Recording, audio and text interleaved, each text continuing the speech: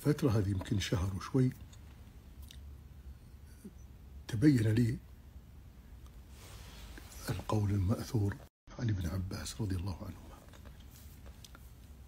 بأمر الإنسان بأن يأخذ من صحته لسقمه، ومن شبابه لهرمه، ومن حياته لموته، ومن غناه لفقره،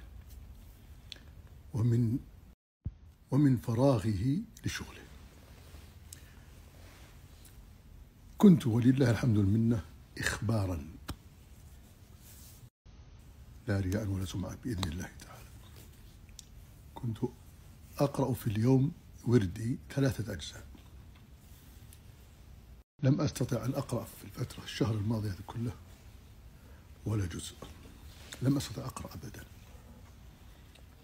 فكنت أريح نفسي بأني لله الحمد والمنة كما قال عليه الصلاة والسلام بأن المرء إذا مرض أو سافر كتب له ما كان يعمله صحيحا مقيما. فتحمدت الله سبحانه وتعالى أني كنت، لأن الانقطاع هذا الشهري الحمد لله لم يؤثر طبعا على الحفظ ولم يؤثر، لكني نفسيا كنت متعبا جدا، لم أستطع أن أقرأ، وهذا كانت حسنة. لكن أيضا استفدت من عدم القراءة أني تعاملت مع القرآن بالسماع، فأكثرت السمع، كنت أسمع، فتعوضت القراءة حين لم أستطع بالسماع، لم أكن أفكر فيها قبل ذلك. الثاني من الفوائد أن الإنسان فعلا عنده نعم كثيرة جدا لكنها ضائعة، من أهمها الصحة والفراغ كما في الحديث، نعمتان مغبون فيها كثير من الناس، الصحة والفراغ.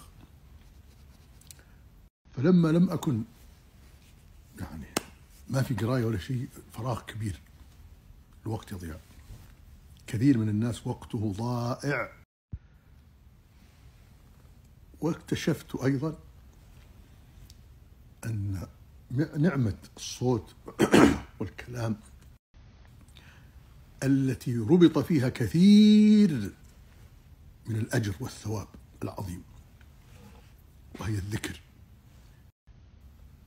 كانت سهلة جدا في الصحة، صعبت علي جدا في المرض في الحلق.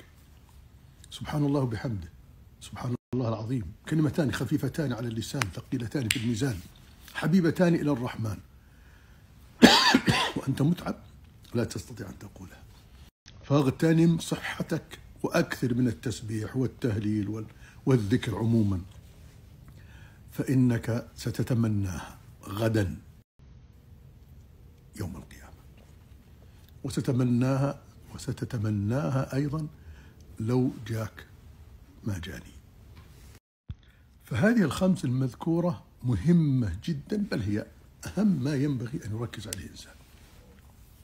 حياتك عموما، لأنك ستموت، كلنا موقن بهذا، كلنا موقن أنه يوما ما سيموت، فاغتنم حياتك قبل موتك.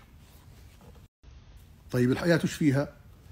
فيها الصحة، وهي من أهم النعم، سألوا الله العافية، فما أوتي أحد بعد الإيمان خير من العافية، وبها تستطيع أن تؤدي جميع الفرائض والواجبات والنوافل.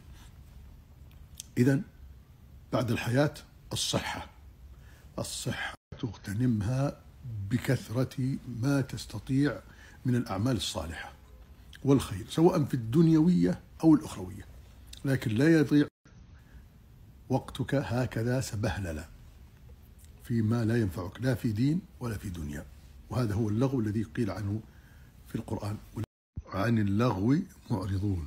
من صفات المؤمنين الذين هم عن اللغو معرضون. قالوا اللغو الذي لا ينفعك لا في دين ولا في دنيا، مثل السوالف اللي الناس يسولفون يلا وينكتون وبعدين ولا شيء، لا فائدة، لا كذا ولا كذا. إذن الحياة ثم الصحة ثم الفراغ. الفراغ، الوقت هذا القاتل اللي دائما يقتلونه، خلينا نضيع الوقت. والوقت أغلى ما عنيت بحفظه، وأراه أسهل ما عليك يضيع. الناس كثيرا تضيع أوقاتها، وقته صراحة هو الحياة. يعني الوقت، وقتك الآن هو الحياة. ما مضى مضى، والمؤمل آت، ولك الساعة التي أنت فيها. الوقت الوقت الوقت، املأه بما ينفعك في دين أيضا أو دنيا، لا يضيع هكذا. بعد الوقت الفراغ، يعني بعد الفراغ الحياة، الصحة، الفراغ، الشباب. احنا راحت علينا، لكن الشباب يستطيع أن يستدرك نفسه، وخاصة أنه أعطي فرصة عظيمة جدا لكي يكون شابا نشأ في طاعة الله، فيكون ممن يظلهم الله في ظله يوم لا ظل إلا ظله. ومن غناك لفقرك. اليوم عندك، يمكن بكرة ما عندك. تصدق، حاول تتصدق ولو بريالين 3. عود نفسك على الصدقة ولو قليلة جدا جدا. إذا لم يكن عندك أيضا، نفترض ما عندك شيء تتصدق به، فعندك التسبيح 33 والحمد 33 والتكبير 33، ثم تختم ذلك بقولك لا إله إلا الله وحده لا شريك له، له الملك وله الحمد وهو على كل شيء قدير، دبر كل صلاة. دبر كل صلاة.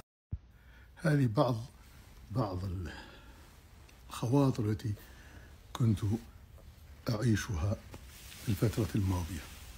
أسأل الله أن يمن علي وعليكم بالعفو والعافية والصحة التامة، طول العمر على طاعة، وأن يحسن لي ولكم الختام. اللهم أصلح نياتنا وذرياتنا وأحسن خواتمنا. اللهم اغفر لنا ولوالدينا. جزاكم الله خير. السلام عليكم ورحمة الله وبركاته.